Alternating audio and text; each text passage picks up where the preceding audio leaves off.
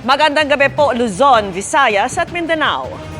Nasunog ang gusali ng Bureau of Research Standards sa isang DPWH compound sa Quezon City.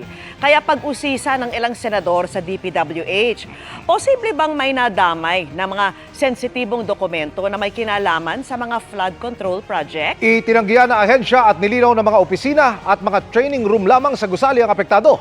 Pinaiimbestigahan na rin ng ombudsman kung sinadya ang sunog. Nakatutok si Chino Gaston. Dinatnan naming may maitim na usok sa pangatlong palapag ng Bureau of Research Standards sa loob ng DPWH Mimaropa Compound sa Quezon City, pasado 1:00 ng hapon.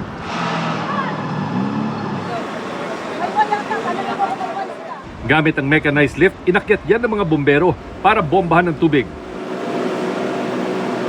Binasag nila ang ilang bintana para maipasok ang mga water hose. Sa kapal ng usok, kinailangang mag-hazmat suit at rebreather ang mga bomberong pumasok. Nagkahiwa pa ang isang fire volunteer pero ligtas na. Umabot sa third alarm ang sunog na nirespondehan ng 66 na fire truck. Agad idiniklarang fire out ang sunog pasado 1:30 ng hapon. Pasalamat po tayo dahil wala pong mga major injuries pong nangyari, wala po tayong fatality po. In less than an hour po, napatay po agad natin yung sunog. Ang sunog sa DPWH compound, pinag-usapan sa pagdinig sa Senado kaugnay sa mga anomalya sa mga flood control project.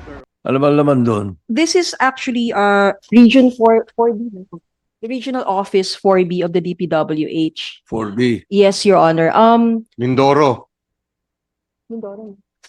Ito po yung dito po ang site ng testing materials ng DPWH na mga suppliers like semento, mga bakal. Wala mga dokumento ron? Of course, meron po, Your Honor. Naku. So, Yung mga dokumento ng Regional Office of the DPWH Region 4B is housed in that office. well, A number, a number, but most of it naman po nasa database na ng central. Nilinaw kalaunan ng ICI Chairperson Andres Reyes na walang nasunog na may kinalaman sa flood control projects. As per record now, the burning in Quezon City does not involve flood control projects. But I did had a meeting with the COA, and I told him that you have to secure all the records of the COA because as an investigator before with the ombudsman, I know that there's a tendency for the criminals to burn down the office. Pinawi rin ng Director ng DPWH Bureau of Research Standards ang pangamba na may mga sensitibong dokumentong nasunog sa apoy.